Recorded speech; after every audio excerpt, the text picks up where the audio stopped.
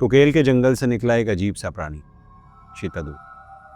ना ही कोई इंसान ना जानवर, और अस्तित्व से भी कोई नहीं जानता कि वो कौन है, पर सदियों से वो बरकरार है उस गांव में। मैं पर्सनली बताऊं तो शीतदू नाम सुनकर ही मुझे लगा कोई ऐसी चीज है जो है भी और नहीं भी, पर नाम में ऐसी एनर्जी कि मेरे भी गूस बम्प्स निकल आए।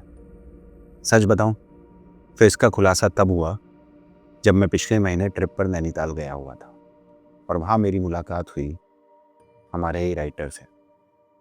सब कैंप फायर जलाकर बैठे हुए थे। उन्होंने शीतदू की पूरी कहानी हमें बताई।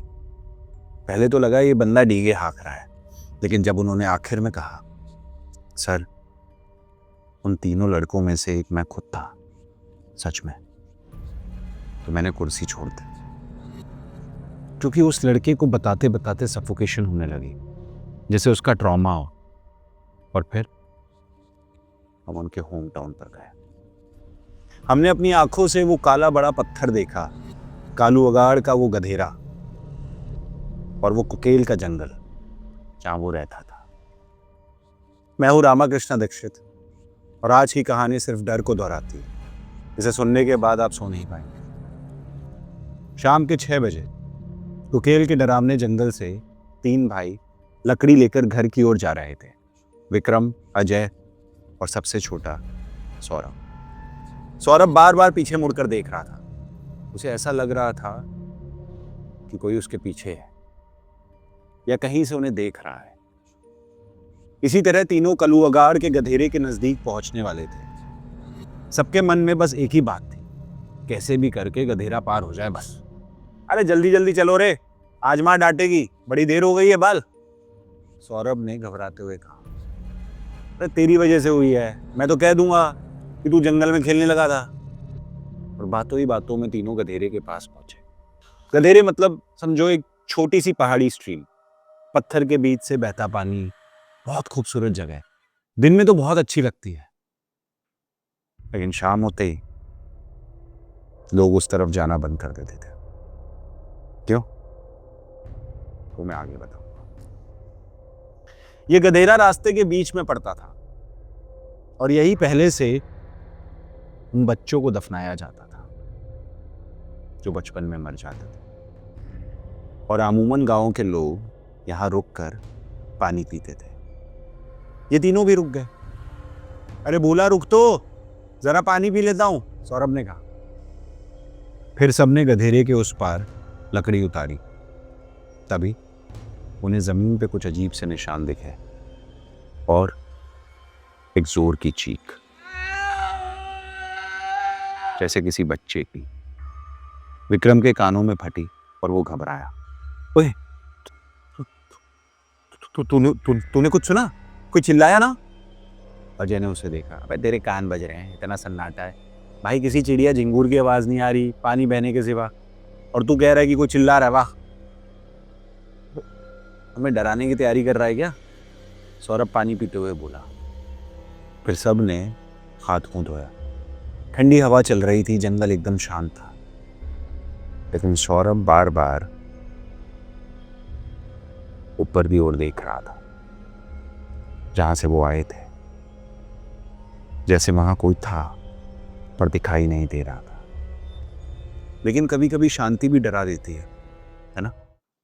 और जंगल जैसी जगह तो फिर भी वहां जानवरों की आवाजें, इसे माना तो लाजमी है, लेकिन उस समय सब शांत था, जैसे कुछ रुक गया हो किसी के लिए। और ये अजय ने नोटिस किया।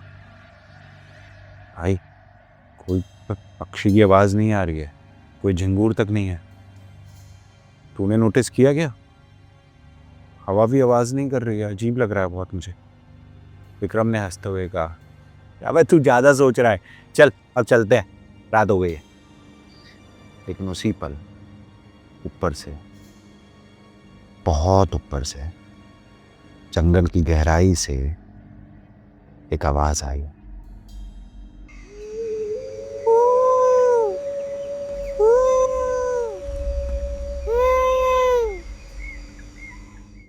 बस 3 बार। तीनों रुक गए। और ये कोई कोयल नहीं थी, ये बहुत बहुत अलग आवाज था। तभी सौरभ ने विक्रम की तरफ देखा। भाई भाई ये आवाज सुनी? अबे कोई जानवर होगा, चल। लेकिन सौरभ को मजाक सूझा। बचपन से थोड़ा नटखट था वो।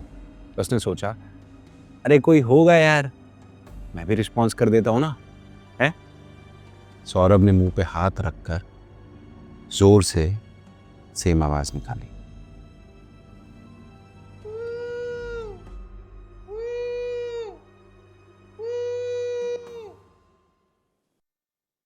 बस इतना ही, और जंगल जैसे जाग गया।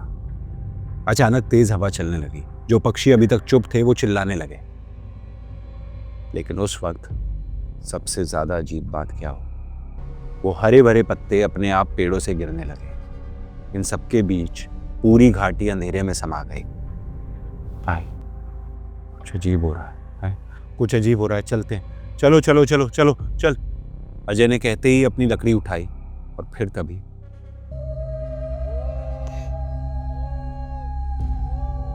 पेड़ों के बीच से वो आवाज फिर से आई। सौरभ को जैसे सुर लग गया हो। वो भी वही सेम ही आवाज वैसे ही करने लगा, और बार बार बार बार बार बार करने लगा। पता है, सौरभ ने जब हमें ये बात बताई तो उसने बताया उस वक्त वो जैसे उस आवाज का गुलाम हो गया था। वो उसके कदमों को रोक रही थी। उसने कहा कि वो अपने आप कर रहा था ये सब। खैर, कहानी में वापस आते हैं। अगले ही सेकंड क्या हुआ, ऊपर से बहुत तेज आवाज आई, जैसे कोई बहुत तेजी से बड़े बड़े पेड़ों से भागते हुए आ रहा हो। धम धम धम धम। विक्रम ने ऊपर देखा और उसके चेहरे का रंग उड़ गया हो। एक काली सूखी लंबी चीज, पूरी तरह से काली, लाल आंखें, और तन पर औरतों का एक काला पेटीकोट, पैर जैसे किसी मछली के पंख जैसे, और नाक बहुत लंबी, बहुत पतली, हड्डियों जैसी। वो उनकी तरफ बढ़ रहा था, पूरा 12 फीट लंबा। अजय चिल्ला उठा, भागो, शीता दुए, भाग भाग भाग। तीनों भाई भागे जान बचाने के लिए। लकड़ी की गठरी वहीं फेंकी। अजय सबसे पीछे था, तेज नहीं भाग पा रहा था। तभी उसका पैर एक पत्थर से लगा और वो गिर गया। भाई भाई भाई बचाओ, भाई रुको यार, मेरा पैर नीचे गिर गया भाई। विक्रम और सौरभ पीछे मुड़ना चाहते थे, लेकिन उनके पैर नहीं रुके। डर, असली डर, जिसमें तुम्हारा दिमाग काम करना बंद कर देता है। और वो तो वैसे भी बच्चे थे। यार रुको भाई, मेरे लिए भाई, मेरा पैर, भाई रुक जाओ। अजय चिल्लाया। उसका पैर मुड़ चुका था, वो रो रहा था। शीतादू उसके सामने लगभग आसपास पास ही पहुंच चुका था, लेकिन वो दोनों रुके नहीं, भागते रहे गांव तक। जब वो एक बड़े पेड़ को क्रॉस कर गए और पीछे मुड़कर देखा तो वहां कोई नहीं था, ना अजय ना शीतादू, सन्नाटा केवल। और अजय, उसका क्या हुआ? लेकिन पता है, वो शीतादू उनके पीछे गांव तक क्यों नहीं आया? क्योंकि उसकी सीमा केवल उस पेड़ तक थी। गांव वालों ने ही हमें बताया था कि उसे जंजीरों से बांधा गया है, और जंजीरें केवल उस पेड़ तक लंबी। कहा जाता है पूरा जंगल उसका है, बस जंगल। एनीवेज, जो भी है, जब वो दोनों घर पहुंचे, सांसें फूल रही थी, आंखों में डर था, उनका बदन कांप रहा था। गांव के लोग इकट्ठा हो गए। सबने पूछना शुरू किया, अजय कहाँ है? अजय कहाँ है? विक्रम ने रोते हुए बताया, शीतादू ने उसको पकड़ लिया, शीतादू। बस पूरा गांव एकदम से चुप हो गया। बुजुर्ग लोग समझ गए थे कि क्या हुआ है। उनके लिए ये कोई नई बात नहीं थी, उन्होंने पहले भी ये सब देखा हुआ था। लगभग 15-20 लोग मशाले लेकर, लाठियां लेकर कालू अगाड़ की तरफ चले, सिर्फ मशालों की रोशनी लिए। जब वो गधेरे के पास पहुंचे, सब रुक गए। वहां एक बड़े से पत्थर पे वो चीज बैठी थी, शीतादू। वो नहा रहा था, उसके सर पे जटाएं थी जो घुटनों तक फैली हुई थी। सबकी रूह कपकपा गई, और फिर उसने लोगों को देखा। उसकी वो लंबी नाक लोगों की तरफ घूमी, और वो मुस्कुराया। सफेद दांत जैसे किसी भेड़िया के हों और गांव वालों की तरफ बढ़ने लगा। सबने एक वक्त जाया नहीं करा, सीधा वापस भाग गए, क्योंकि रात में अब कुकेल में रुकना मरने जैसा था। फिर सबने सुबह होने का वेट किया। उजाले में जब जंगल में ढूंढा तो अजय कहीं नहीं मिला। उसकी लाश तक नहीं मिली और पूरे गांव में सन्नाटा छा गया। फिर से रात होते होते सब हार कर घर वापस आए।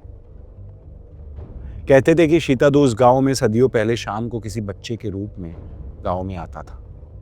तब गांव वालों ने एक अखंड जगाड़ लगा के उसे कालू अगाड़ में गाड़ दिया, एक पत्थर के नीचे बांध कर, और मंत्रों से उसकी सीमा बना दी थी। लेकिन फिर भी वो हर साल एक दिन निकलता था। बदकिस्मती से वो दिन अजय को ले गया। कहां, किस दुनिया में, आज तक पता नहीं चला।